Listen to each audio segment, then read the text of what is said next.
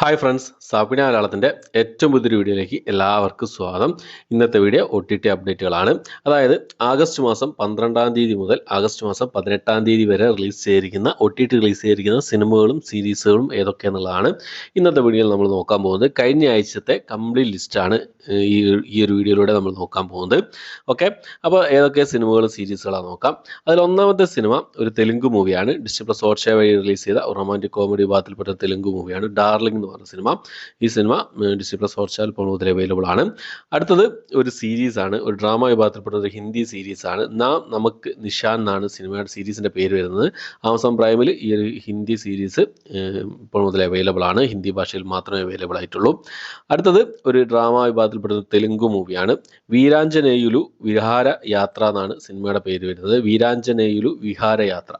ETV winner OTT platform വഴിയാണ് ഈ ഒരു സിനിമ ഇപ്പോൾ മുതൽ അവൈലബിൾ ആയിട്ടുള്ളത്. തെലുങ്ക് ഭാഷയിൽ മാത്രമേ അവൈലബിൾ ആയിട്ടുള്ളൂ. അടുത്തൊരു ഹിന്ദി സീരീസ് ആണ്. ശേഖർ ഹോം ആണ് സീരീസിന്റെ പേര് വരുന്നത്. 6 എപ്പിസോഡുകളാണ് ഈ ഒരു സീരീസ് റിലീസ് ചെയ്തിട്ടുള്ളത്. നമ്മുടെ KK മേനോനൊക്കെ പ്രധാന വേഷം കൈകാര്യം ചെയ്ത സീരീസ് ആണ്. ഹിന്ദി ഭാഷ കൂടാതെ തമിഴ്, തെലുങ്ക്, കന്നഡ ഭാഷകളായിട്ട് ജിയോ സിനിമ വഴിയാണ് ഈ ഒരു സീരീസ് റിലീസ് ചെയ്തിട്ടുള്ളത്.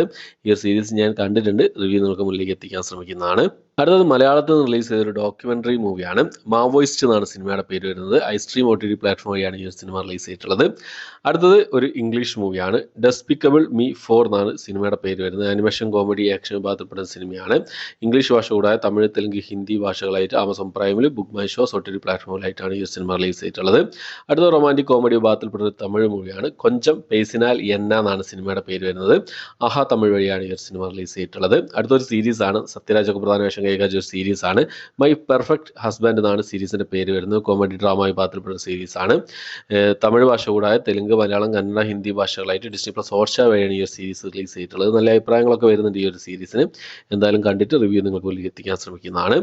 അടുത്തത് ഒരു തെലുങ്ക് ത്രില്ലർ മൂവിയാണ്. Evol a love story in reverse എന്നാണ് സിനിമയുടെ പേര് വരുന്നത്. തെലുങ്ക് ഭാഷയിൽ ഈ ഒരു സിനിമ ആഹാ തെലുങ്ക് വഴിയാണ് റിലീസ് ചെയ്തിട്ടുള്ളത്.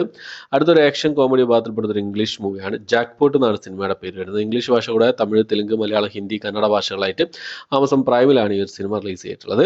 അടുത്ത മലയാളത്തിലുള്ള ഒരു സിനിമയായിരുന്നു കള്ളനും ഭഗവതി എന്ന് പറഞ്ഞ സിനിമ. ഒരുപാട് കാലമായിട്ട് ആൾക്കാർ കാത്തിരിക്കുന്ന ഒരു സിനിമയായിരുന്നു. ഒരു കോമഡി ഡ്രാമ ഫാന്റസി വിഭാഗത്തിൽപ്പെട്ട സിനിമയാണ്.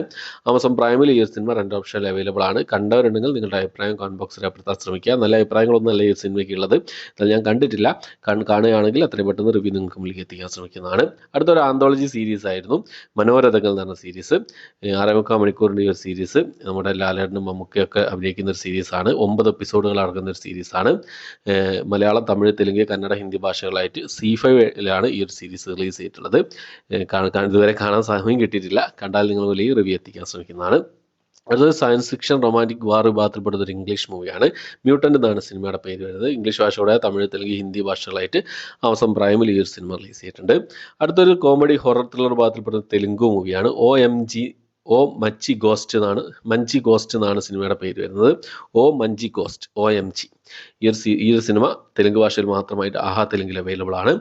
അടുത്തതൊരു ഡ്രാമ സീരീസ് ആണ്. പരിനീറ്റ എന്നാണ് സീരീസിന്റെ പേര് വരുന്നത്. ബംഗാളി ഭാഷയിലും അതുപോലെ തന്നെ ഹിന്ദി ഭാഷയിലും ഹോയ്ച്ച് OTT പ്ലാറ്റ്ഫോമിലായിട്ടാണ് ഈ ഒരു സീരീസ് റിലീസ് ചെയ്തിട്ടുള്ളത്.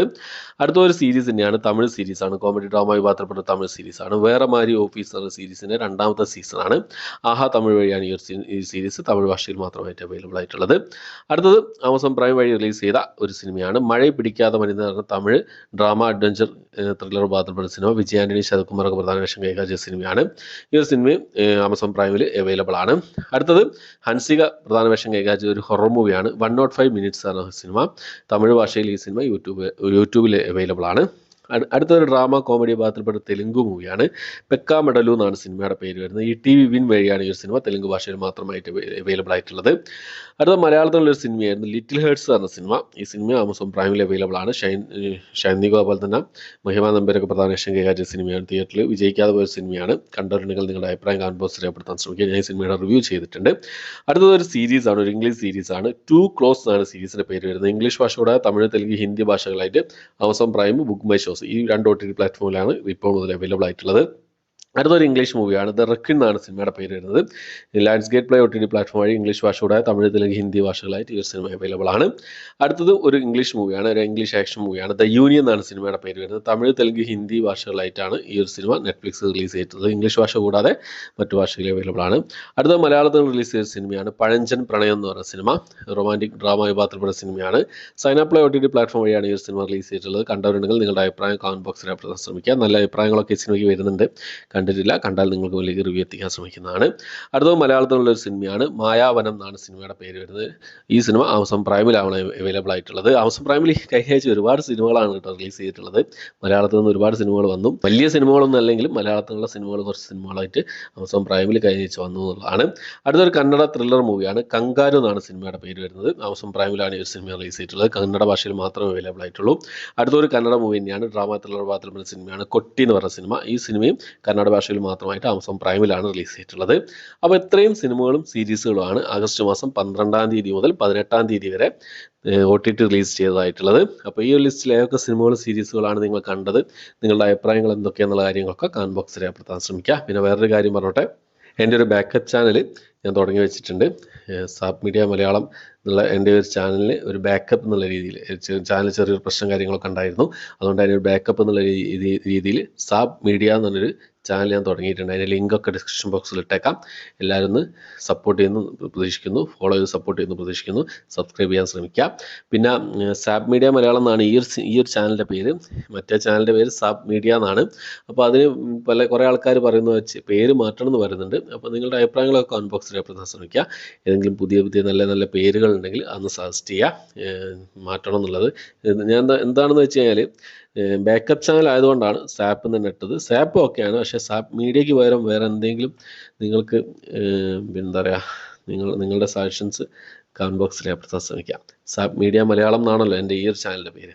അപ്പോൾ ആ ഒരു ചാനൽ സാപ്പ് മീഡിയ എന്നാണ് ഞാൻ കൊടുത്തിട്ടുള്ളത്. സാപ്പ് മീഡിയ വേണ്ട, സാപ്പ് വെച്ചിട്ട് വേറെ എന്തെങ്കിലും നിങ്ങൾക്ക് മനസ്സിൽ തോന്നുന്നുണ്ടെങ്കിൽ കമന്റ് ബോക്സിൽ രേഖപ്പെടുത്താൻ ശ്രമിക്കുക. ഓക്കെ, അപ്പോൾ ഇത്രയാണ് ഇന്നത്തെ വീഡിയോ. എൻ്റെ വീഡിയോ ഇഷ്ടപ്പെട്ടെങ്കിൽ ലൈക്ക് ചെയ്യാൻ, ഷെയർ ചെയ്യാൻ, സബ്സ്ക്രൈബ് ചെയ്യാനും മറക്കാതിരിക്കുക. പുതിയൊരു വീഡിയോ ആയിട്ട് വരുന്നവരേക്കും